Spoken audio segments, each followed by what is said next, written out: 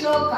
Okay, ಈ ಶ್ಲೋಕವನ್ನ ನೀವು ದಿನ ಬೆಳಗ್ಗೆ ಎದ್ದು ಹೇಳಬೇಕು. ಆಯ್ತಾ?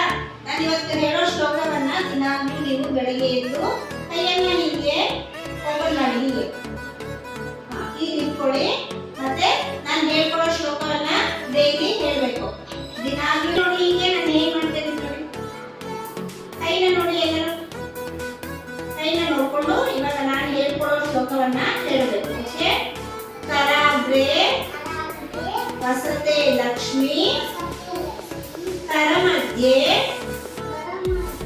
ಸರಸ್ವತಿ, ಕರಮೂಲೆ ಸ್ಥಿತಾ ಗೌರಿ, ಪ್ರಭಾತೆ ಕರದರ್ಶನಂ. ಓಕೆ, ದಿನಾಗ್ಲೂ ಈ ಶ್ಲೋಕವನ್ನ ಹೇಳಿ ಹೀಗೆ ಕೈಯನ್ನ ಉಜ್ಜಿ ನಿಮ್ಮ ಕಣ್ಣ ಮೇಲೆ ಹೀಗೆ ಇಟ್ಕೋಬೇಕು. ಇನ್ನೊಂದು ಹೇಳ್ತೀರಾ? ನಾಡಿಂದ ಪ್ರಾಕ್ಟೀಸ್ ಮಾಡ್ತೀರಾ? Yes, thank you.